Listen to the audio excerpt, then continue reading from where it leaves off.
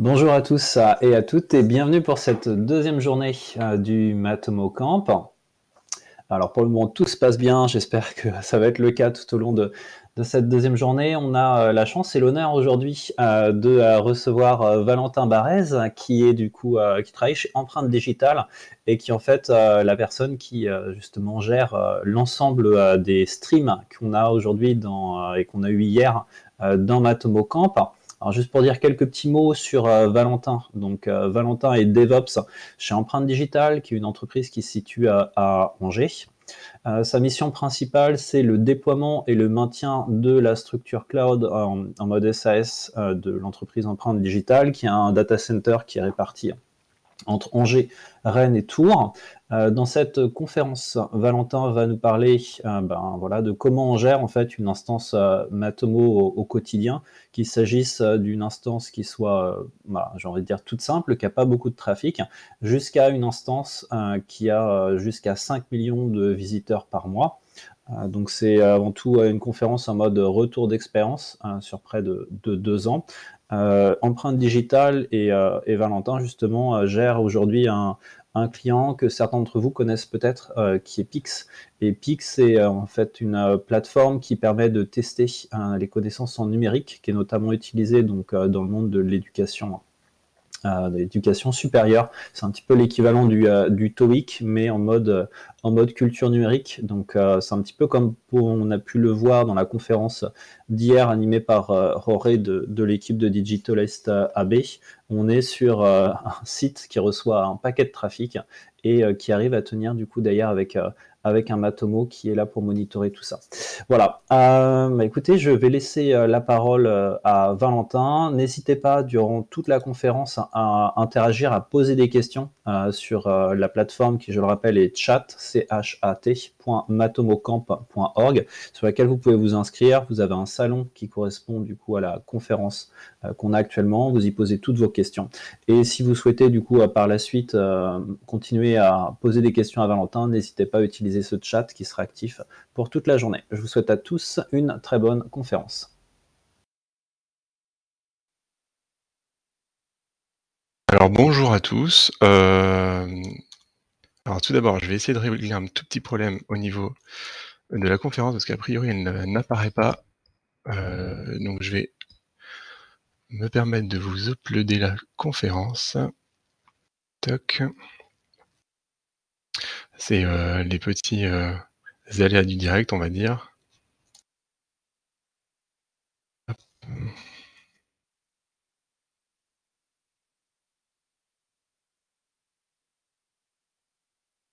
Alors.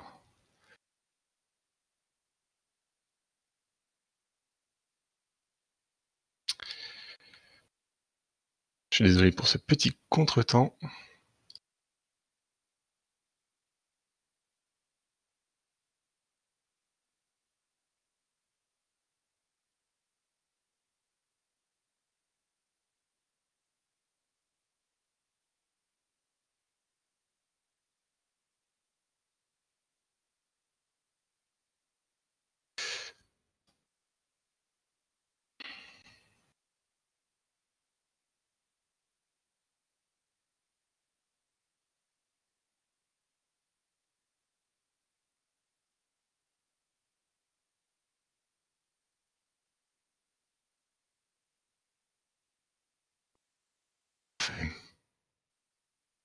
Télécharger. Alors bonjour à tous. Donc je m'appelle Valentin. Merci Ronan de m'avoir donné la parole pour vous parler de ce qu'est une montée en charge, on va dire, de Matomo.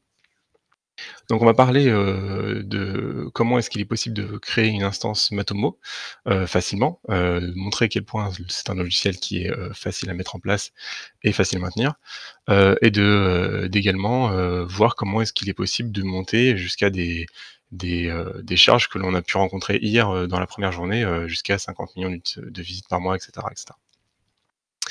Alors tout d'abord, qui suis-je? Donc je m'appelle Valentin Barrez, je suis DevOps Engineer chez Empreinte Digitale. On administre du Matomo depuis un peu plus de 2 ans. On a, on est parti, on va dire, petit à petit, sur ce logiciel par par évidemment appétence à l'open source, et pour offrir, du service supplémentaire à nos clients. Et donc depuis 2 ans, on a acquis pas mal d'expérience, jusqu'à, du coup, on va voir, atteindre, des, chiffres, on va dire, plutôt intéressants sur la gestion des instances, Matomo. Voilà. Alors, est-ce que je dois présenter Matomo? Bah, pas vraiment, on est au Matomo Camp, mais j'avais quand même envie de dire deux trois trucs. C'était, que, Matomo, c'est anciennement Piwik, que ça existe depuis, très longtemps, que c'est un logiciel open source, de mesure de statistiques web, successeur de PHP-MyVisit, et conçu pour être une alternative libre à Google Analytics. Matomo fonctionne sur des serveurs PHP et MySQL. Et comme l'a dit très justement hier, Ronan, faut savoir que Matomo, c'est ni plus ni moins qu'une base de données avec des données, que l'on collecte au fur et à mesure. Et ce qui est intéressant aussi, c'est de se dire que Matomo, c'est un logiciel qui existe depuis des années et des années et que ça repose sur essentiellement 2 briques, le PHP et une base de données MySQL. Donc c'est seulement 2 composants simples, qui permettent d'avoir un outil aussi puissant que Matomo. Le PHP qui va permettre, de traiter, l'information. Alors, évidemment, il y a un peu d'abus de langage. Maintenant, il y a du JavaScript, il y a du PHP, il y a un peu plus de tooling autour de tout ça, mais à l'origine, il faut savoir que c'est vraiment, 2 technologies les plus simples possibles pour créer des outils d'analytics, que l'on connaît aujourd'hui. Donc la première approche avec Matomo. Alors du coup, oui, j'ai mes petites, images qui fonctionnent pas à cause du rendu PDF, mais c'est pas grave. La première approche avec Matomo. Tac, je vais juste reprendre mes petites notes. Voilà.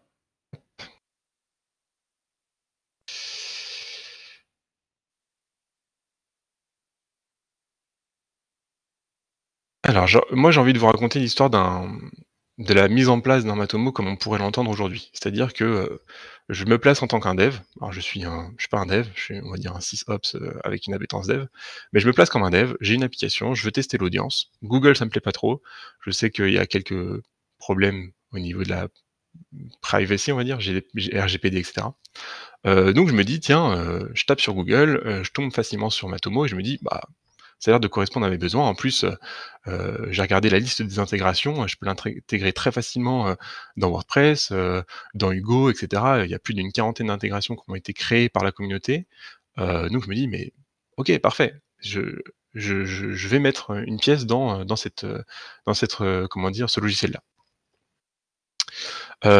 Et donc là, ce que je peux voir, c'est que, Matomo, ça peut traquer jusqu'à plus de 100 000 pages, donc des page views, par mois, avec, on va dire assez peu de ressources, c'est-à-dire 2 CPU, 2 gigas de RAM et 50 gigas de SSD, heu, pour le disque, notamment. Donc ça veut dire que sur mon application, que je mets à disposition pour, mon développement, qui a pour but de vendre, hein, je suis un dev, j'ai créé un produit, j'ai envie de le vendre, j'ai envie de le faire connaître, et cetera, et j'ai envie de voir comment est-ce que les utilisateurs l'utilisent. Et bah, tout simplement, je vais pouvoir, traquer, on va dire, l'utilisateur sur, le fonctionnement, de mon site web.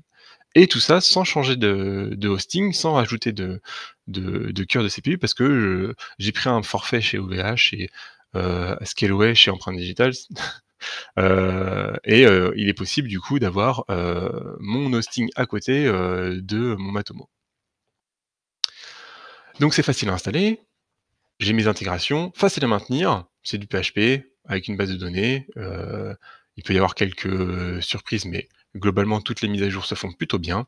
Ça correspond à tous mes besoins. Mon objectif au début, c'est d'avoir vraiment mes page views, savoir combien de personnes, accèdent à mon application, et combien de pages de mon application ont été, consultées, et cetera. Et ça fonctionne automagiquement, c'est-à-dire qu'une fois qu'on a posé le Matomo, une fois qu'on a mis le tracking, les données rentrent presque facilement, dans l'application et il est possible, en plus de ça, de les consulter, aussi facilement. Donc là, l'image vous manque, c'est pas grave. Je vous parle de 100 à 1 000 000 d'utilisateurs, mais pour l'instant, tu nous proposes d'avoir une installation pour quelques users, parce que je vous rappelle qu'ici, hop, pardon, Ici, mon objectif au début, c'était, de créer mon application, d'avoir du tracking, mais je sais que lorsque je lance un business, à moins d'avoir, été, propulsé par, des gros, je vais avoir que quelques users qui vont, comment dire? Consulter mon application, au début.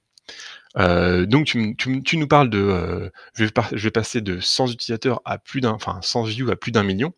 Mais comment est-ce qu'on va faire du coup? Parce que on est sur, une installation qui est, 2 CPU, 2 gigas de RAM, heu et en plus de ça, tu nous montres que les requirements, ça peut aller que jusqu'à, 100 000 page views par mois.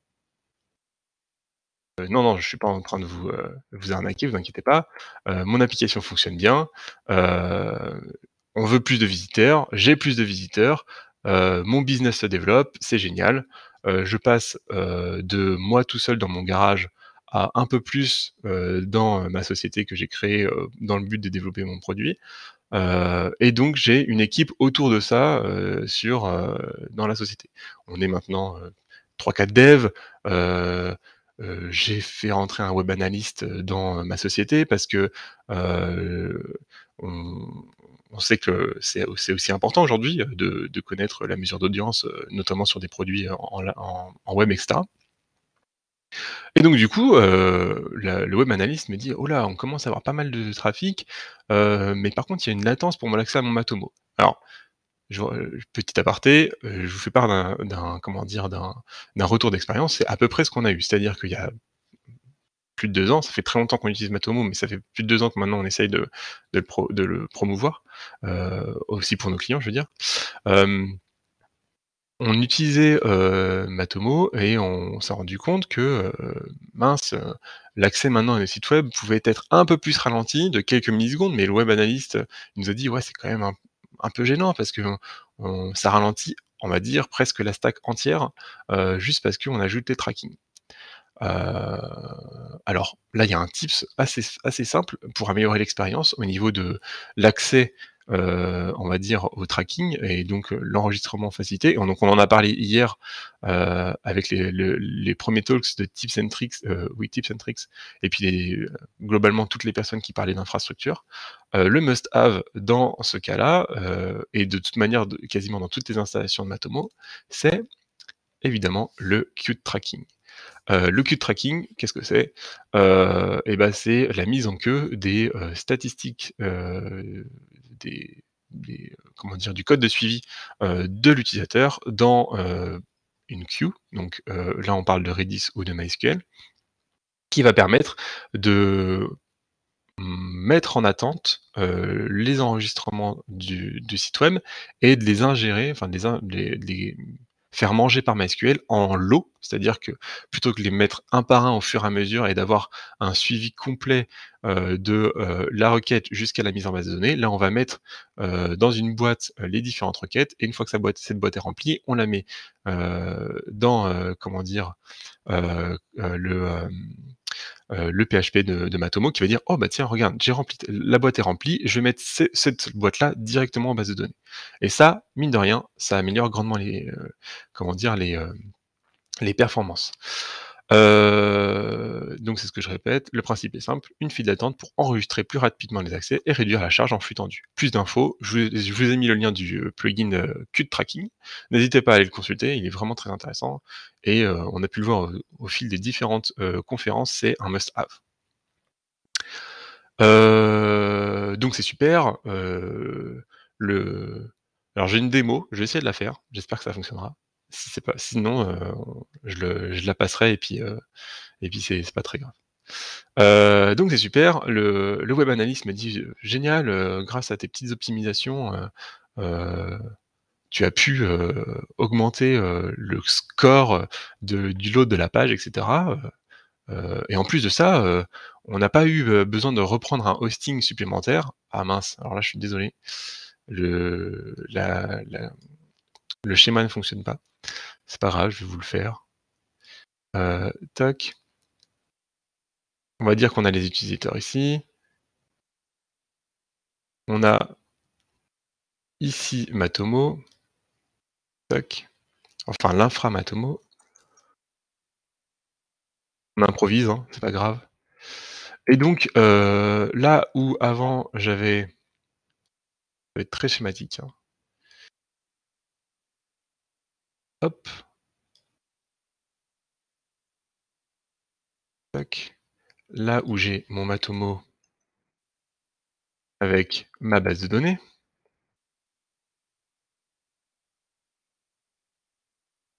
j'ai pu alors je vais juste faire un petit lien ici, tac, et rajouter ici. Donc les utilisateurs arrivent sur Matomo et il y a une connexion entre la base de données et Matomo. On a pu ajouter ici ce qu'on appelle le queue tracking via une base Redis.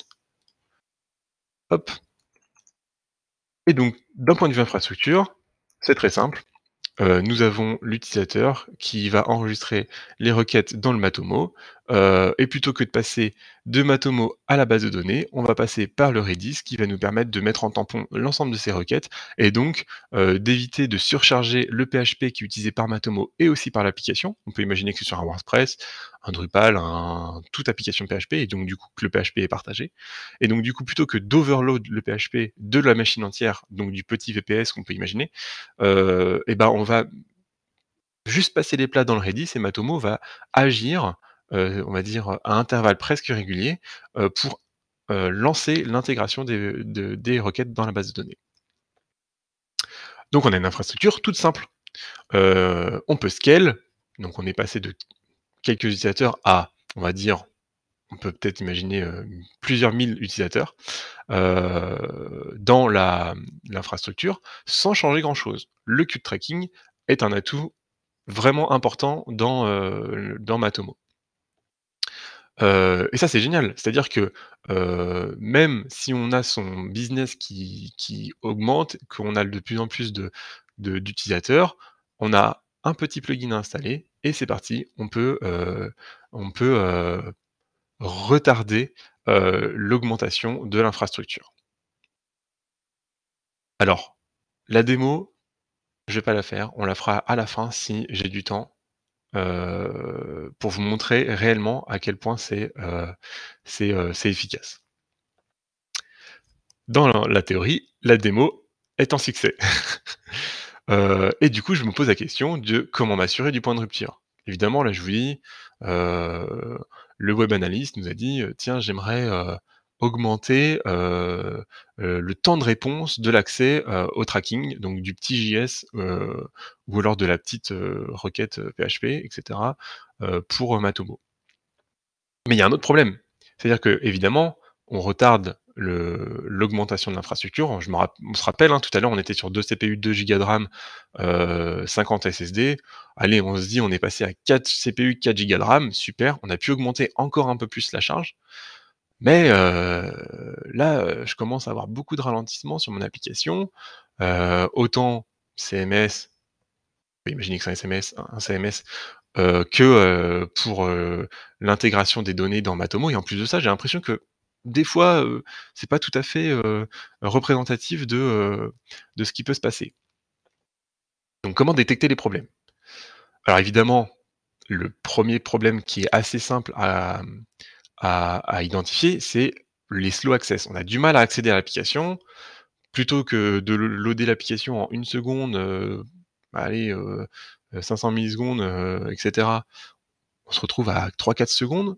On a des erreurs 500 en serveur et en plus on a des timeouts qui apparaissent, dans on va dire le vhost, dans l'application Matomo.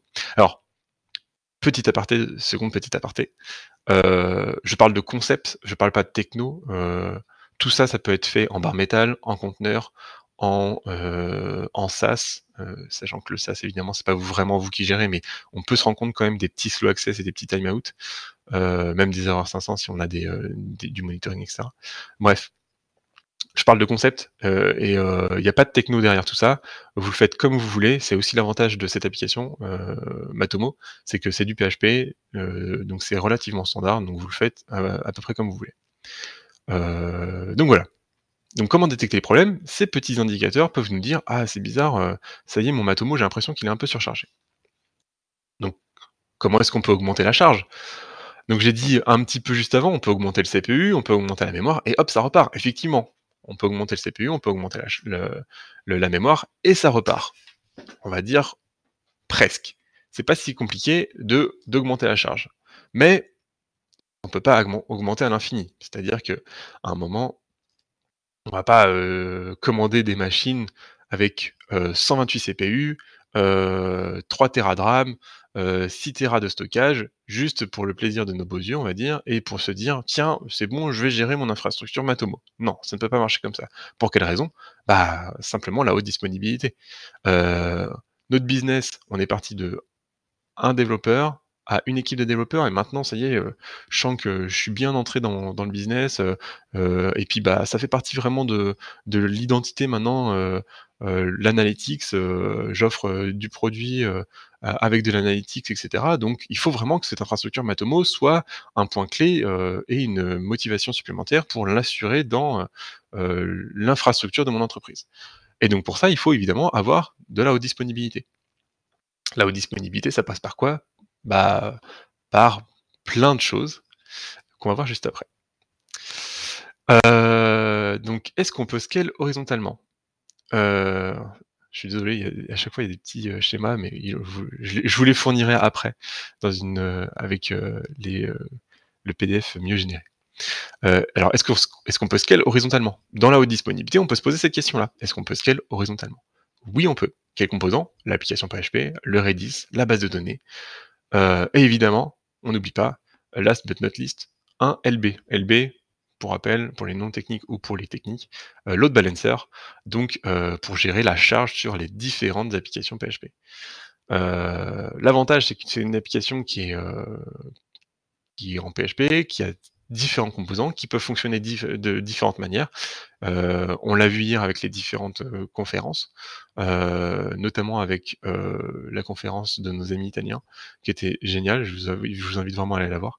Eux, ils ont, séparé vraiment, chaque composant PHP avec le cron, les, task scheduler, le tracking et cetera et cetera. Donc super, on sait que Matomo, on peut le scale.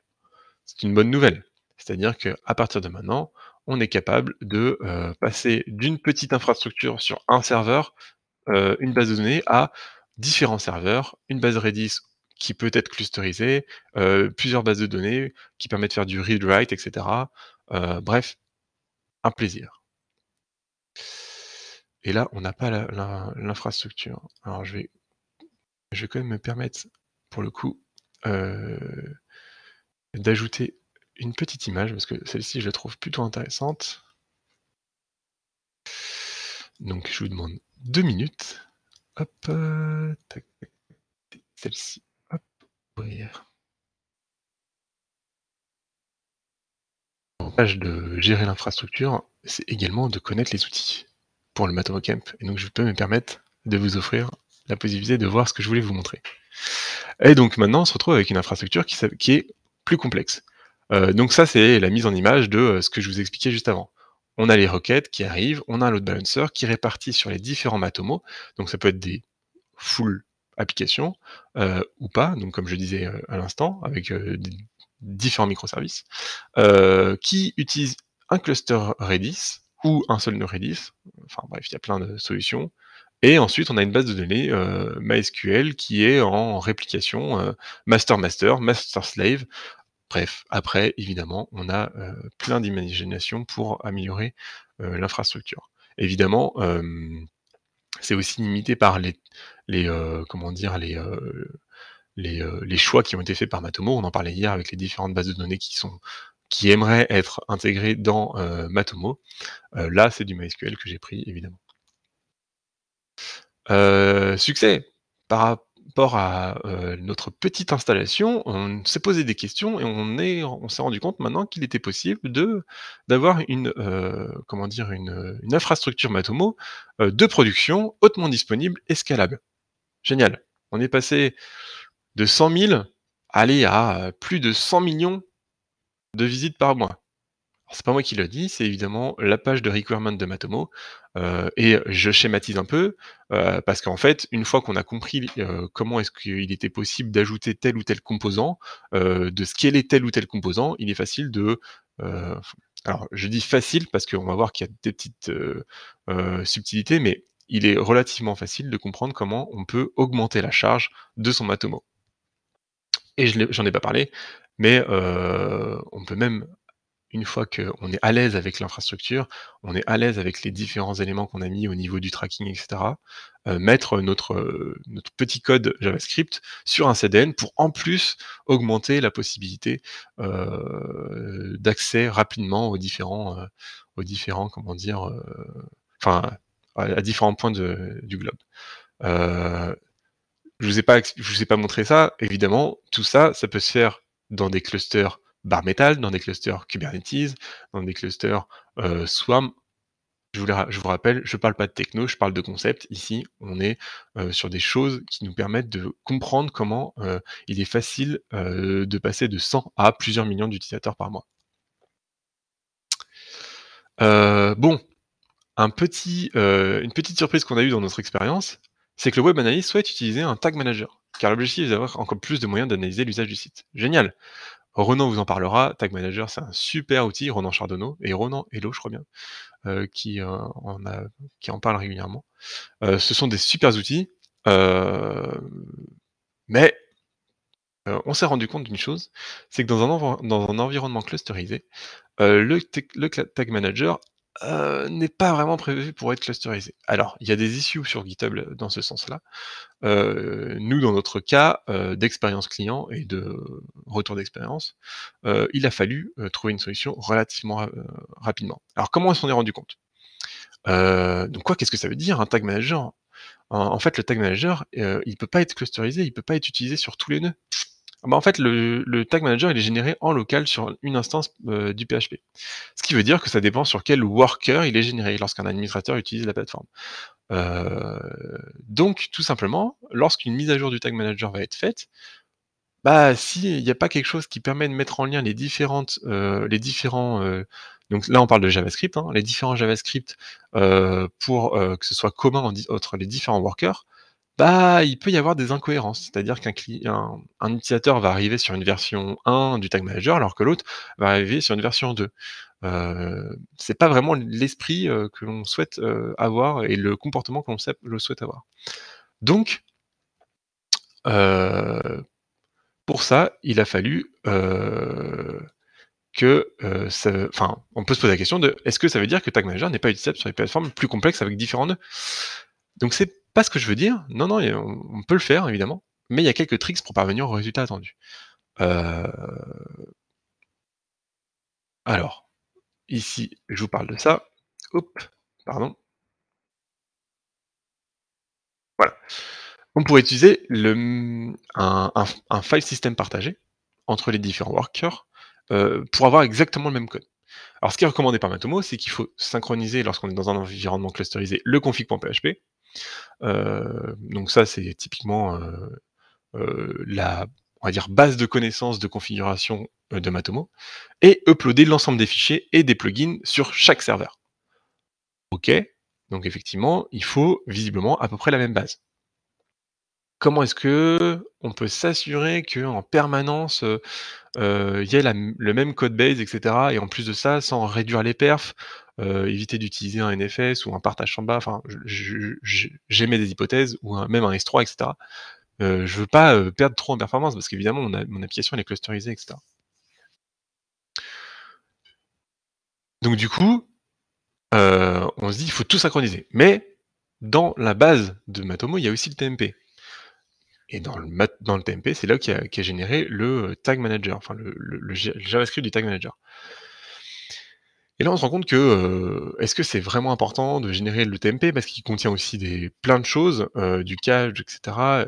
Est-ce que ça veut dire que c'est comment dire? Un dossier qui est très régulièrement écrit, avec, potentiellement beaucoup d'accès et cetera. Donc si on met un file system partagé, il faut que ce file system partagé, il soit très, performant. Et donc là, pareil pour refaire le petit aparté, je parle de concept, je me dis, moi au début, j'ai pas envie de dépenser, des 1000 et des cents dans des file systems hyper complexes et cetera pour que ça fonctionne. Donc qu'est-ce que je peux faire? Alors là, je vais vous le faire. Qu'est-ce que je peux faire? Je j'ai pas de solution. Mon tag manager, il se génère à côté, et si je veux le mettre à jour, il faut que j'aille sur les machines, que je le copie, enfin, je sais pas comment faire.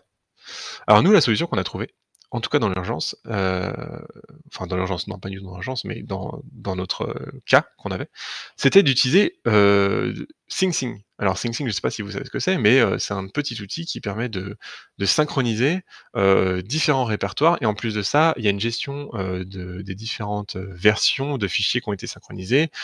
C'est pas, du live, c'est asynchrone, mais attention, on parle d'un synchrone à quelques millisecondes et surtout, ça, permet d'éviter, d'avoir, des locks, ou, un file system qui soit dépendant d'une autre machine, et en plus de ça, d'éviter des accès concurrents au niveau file system. Bref, on a synchronisé les tags. Génial! C'est-à-dire qu'on a notre tag manager qui est maintenant disponible sur l'ensemble de nos workers et qui permet, au web analyst, qui se connecte sur la plateforme, de s'occuper de créer les différents tags et cetera et de les, mettre en production instantanément. Alors évidemment, je vous parle de notre cas, c'est un Rex, on a utilisé SingSing. Il y a plein d'autres solutions, heu, libre à vous de faire comme vous voulez. Je trouvais intéressant de parler de ce petit cas-là, du tag manager qui, heu, maintenant est presque, un incontournable, de l'utilisation de Matomo et qui du coup nous a posé quelques problèmes dans, notre administration de Matomo. Alors faisons un point. Stop. Je vous rappelle qu'au début, on avait notre petit dev qui était tout seul sur son projet, qui a commencé à avoir son business, qui a augmenté, du coup, il a engagé du monde, il a engagé des admins, il a engagé des DevOps. Bref, maintenant c'est bon. C'est une, c'est une société qui est bien huilée, qui utilise, Matomo, at scale et cetera, et tout ça, je ne l'ai pas dit, mais évidemment, ce sont des maintenances qui peuvent être faites quasiment sans downtime. Je rappelle qu'une base de données, il est possible de la mettre en réplication, facilement. Il est possible, de créer un nouveau worker, Matomo, de mettre en front un load balancer. Donc du coup, le temps d'arrêter un Matomo sur notre petit nœud de CPU de giga de RAM, je redirige le trafic. On a réussi à scaler l'ensemble de l'application, de passer de 100 utilisateurs à plus d'1 million, presque sans coupure, en se posant les bonnes questions, en ayant eu un peu de retour d'expérience, en se rendant compte que finalement l'application Matomo était suffisamment bien faite pour pouvoir la scaler horizontalement et surtout en ajoutant le queue de tracking qui lui est un composant très important au niveau de la performance, mais aussi au niveau des maintenances. J'en ai pas parlé évidemment, mais le queue de tracking, lui, permet également lors de maintenance, de continuer de récupérer les données. Donc il va les emmagasiner, les emmagasiner et une fois que la maintenance est terminée, il va les prendre, les envoyer dans la base de données et il va reprendre le cours de sa vie, on va dire, à, stocker les requêtes au fur et à mesure. Donc super, mais finalement en résumé, qu'est-ce qu'on a vu? Et ben, en résumé, on a vu que, le cut tracking, c'est un must have. Alors, je vais répondre à des questions après, mais j'en ai vu une toute petite de Ronan qui parlait du fait que Matomo, est-ce que c'est important même sur les petites instances? Pour moi, oui, c'est très important, parce que ça améliore beaucoup, beaucoup de choses, et ça permet d'absorber les pics de trafic. Est-ce qu'on peut scale facilement? Oui, on peut scale facilement. On l'a vu, heu, dans les concepts, c'est facile. Il y a même des petites astuces pour le tag manager lorsqu'on a des problèmes. Évidemment, il y a toujours quelques soucis, sur la montée en charge. Ça, on est bien d'accord. Je vous invite à aller voir les conférences d'hier. Il y en a eu plusieurs qui parlaient de ces petits problèmes, on va dire. Et vraiment, ils ont fait des retours d'expérience hyper enrichissants aussi sur, l'administration et le scale de Matomo. Donc voilà. Hop. Ah mince, là je vais me permettre de vous montrer quand même la slide, enfin la petite photo parce que, normalement J'ai une petite image qui s'affiche. Voilà. Et hop. Donc on est en résumé, hein, on peut passer de quelques centaines d'utilisateurs par mois à plus de 5 millions d'utilisateurs. Donc ça, c'est vraiment, un cas, concret, hein. Donc c'est grâce à notre expérience de montée en charge et cetera qu'on en arrive à ce résultat-là. Donc on atteint, alors là c'est sur un mois, plus de 5 millions de visites, plus de 100 millions de pages vues, plus de 131 millions d'actions. Donc évidemment, si vous n'êtes pas forcément familier avec, Matomo, ça va peut-être pas trop vous parler, mais ce sont des chiffres qui sont quand même assez impressionnants et sur lesquels on est plutôt satisfait nous au sein de l'équipe, Empreinte Digitale sur notre usage et notre montée en charge avec Matomo. Voilà. Hop, je reprends. Est-ce qu'on a des outils? Ah oui, parce que là, on a parlé de la montée en charge, des concepts, et cetera, du fait qu'on n'était pas vraiment dépendant d'une techno, juste du fonctionnement, de l'architecture. Bah, on n'a pas tout à fait tout dit. C'est-à-dire qu'on a encore quelques petits problèmes qui peuvent survenir, et ça, c'est, dans la génération des rapports. Il y a enfin, nous, on rencontre encore quelques soucis sur certains clients. La génération des rapports prend énormément de temps. Ces rapports-là sont générés par le cron et cetera, donc il y a encore des optimisations à faire. Il faut pas oublier que, il est important d'augmenter au-delà même de l'application, Matomo, les applications sur lesquelles repose Matomo, donc les timeouts de PHP, Nginx, du proxy et cetera, pour éviter que, lorsqu'il y a des, générations de rapports, notamment, le PHP soit, comment dire? Soit, killé, on va dire. Il y a des optimisations de la base de données à faire, il y a de l'optimisation du code tracking. Alors je parle de l'optimisation du code tracking, parce qu'on avait, on va dire, un peu de mal à monter, en charge lorsqu'on a eu un pic à un moment. C'est-à-dire que le code tracking fonctionnait correctement, mais on n'avait pas de vue dans le fameux real time. Je sais pas si ça vous parle, le real time dans Matomo? Mais il y a un petit real time qui permet de savoir, le nombre d'utilisateurs qui sont actuellement, comment dire? Sur la plateforme. Et en fait, il était toujours à 0. Et c'était parce que le queue tracking augmentait, augmentait, augmentait, augmentait, jusqu'à ce que, le PHP ne puisse plus, prendre les différents lots et l'envoyer dans la base de données. Et donc en optimisant un petit peu, on a pu, réussir à atteindre, plus de 9000 requêtes sur les 3 dernières minutes. Donc dans le décompte des visiteurs en temps réel, vous irez voir. Plus de 9000 utilisateurs en temps réel sur la plateforme et pour notre plus grand bonheur et comme disait notre ami hier, italien, lui, il était en train de regarder ce petit, décompte en temps réel. Moi, j'étais pareil pour vérifier que tout fonctionnait correctement. Voilà, j'ai fini. J'espère que ça a été instructif, j'espère que ça a été, on va dire, pas trop, pas trop, compliqué niveau, comment dire? Concept d'administration et cetera. Mon but, c'était de voir des concepts généraux pour vous expliquer que finalement l'application Matomo était suffisamment bien faite pour pouvoir la scaler et qu'on avait peu de limites à monter en charge avec l'application, finalement. Voilà. Donc maintenant, je me permets d'aller dans, le chat, pour consulter les différentes questions. D'autres alors Ronan qui nous demande: «Doit-on mettre le queue tracking même sur les petites infrastructures au cas où on aurait un pic de trafic?» Effectivement, le queue tracking, moi je le recommande, de facto sur n'importe quel type d'installation parce que, il est important de pouvoir absorber ces petits pics de trafic et si en plus de ça on a une application, alors si on a notre, Matomo avec notre application PHP, comment dire? Le queue tracking va nous permettre d'éviter de surcharger l'ensemble de la machine. Donc je pense qu'effectivement, c'est important de le mettre. Sachant qu'on n'est pas obligé de mettre du Redis avec le queue tracking, même si c'est, je pense, pas trop consommateur, de mettre du Redis. On peut utiliser le queue tracking dans MySQL directement.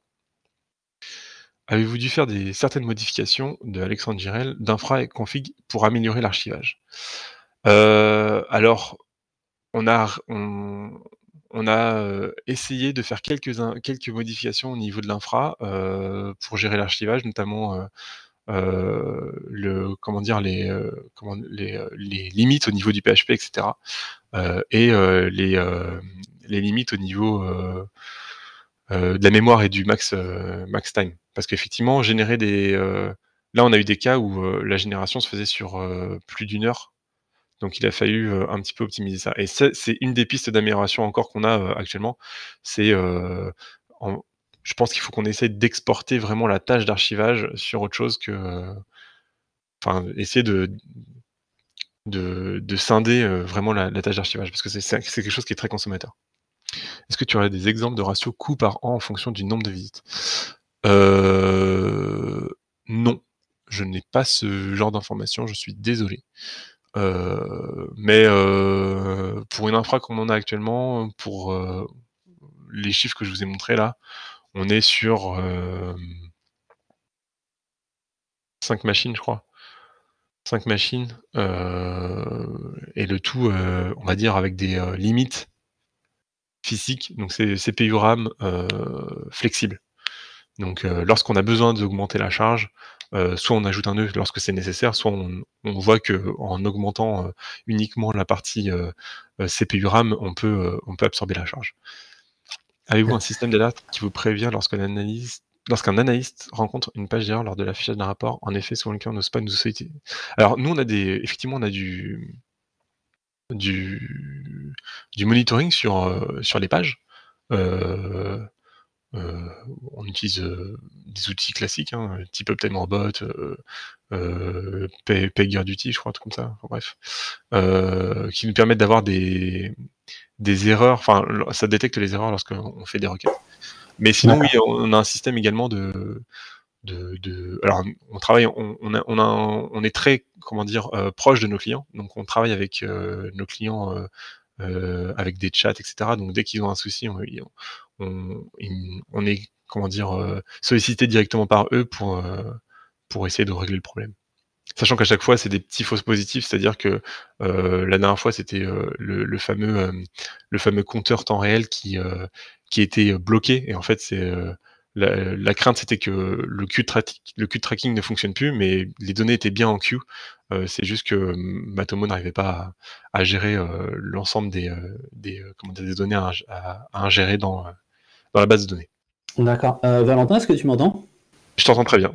Ok. Et, je fais surtout un focus sur cette question parce que c'est vrai que parfois en tant qu'utilisateur de Matomo, on voit souvent un message en rouge qui apparaît du coup dans les rapports en disant que d'une certaine façon le serveur est pas assez puissant ou il y a un problème d'archivage. Et en fait, ce que j'ai surtout remarqué chez mes clients, c'est lorsqu'ils rencontraient ce problème-là, souvent ils étaient pas en train de questionner Matomo, ils étaient juste en train de se dire ok. Bon, bah, faut que je fasse cette requête-là plus tard. Ils n'osaient pas en fait prévenir directement l'entreprise qui gère le Matomo. Et je voulais savoir si dans le monitoring dont tu as parlé il y a quelques secondes, est-ce que justement c'est ce type de message d'erreur en rouge, alors je sais pas si du coup toi ça te parle, qui apparaîtrait et qui derrière vous ping et vous dit tiens, bah là, la personne a rencontré une erreur et qui vous pousse, je dirais, ou qui vous motive à justement creuser et savoir comment c'est possible qu'ils aient rencontré un message d'erreur. Est-ce que c'est ce type d'erreur-là qui vous a remonté? Non, on n'a pas trop ce type d'erreur qui nous est remonté, sachant que on consulte régulièrement, alors là, c'est vraiment au niveau infra, mais on consulte les logs d'application, on consulte les logs de la machine pour vérifier qu'on n'a pas des remontées anormales sur l'exécution classique de l'application. Et du coup, j'avoue que pour l'instant, on nous a pas trop remonté ce genre de problème. Alors, il y a un client qui nous a remonté ce genre de problème sur une petite infra, mais sur un cas particulier, c'est-à-dire que les URL sont extrêmement longues. Alors, il me semble que la limite actuelle dans Matomo, c'est 1024 caractères ou 4087, je sais plus. Mais le fait qu'on ait énormément d'URL qui sont très longues, ça ralentit énormément l'archivage et ça crée un problème, on va dire, dans l'interface. Donc là, on a des remontées de côté client et c'est comme ça qu'on s'est rendu compte que pour même des petites infras, des fois, il est nécessaire d'augmenter drastiquement les ressources au niveau du PHP pour pouvoir exécuter l'archivage normalement, on va dire. D'accord. Alors, il est actuellement 9h45, il nous reste encore Ouais. peut-être 5 minutes pour prendre encore quelques autres questions. On a une nouvelle qui vient tout juste d'arriver dans le chat. On est de Alexandre Girel. Ouais, donc comment gérez-vous l'archivage? Est-ce que vous le découpez par segment ou année ou vous l'exécutez normalement? Alors, actuellement, on l'exécute normalement, on n'a pas trop, de soucis, là-dessus, sachant qu'on alors le screen que je vous ai envoyé sur, enfin que l'image que je vous ai envoyée avec nos résultats, de plus de 130 millions d'actions et cetera, ça date du mois d'octobre et donc du coup, là, on va travailler avec les équipes, donc nos clients pour, pour, hem, pour discuter justement sur, l'amélioration de l'archivage de ce côté-là. Heu, Ça va être une discussion avec eux. Mais sinon, on exécute, plutôt normalement l'archivage. Voilà.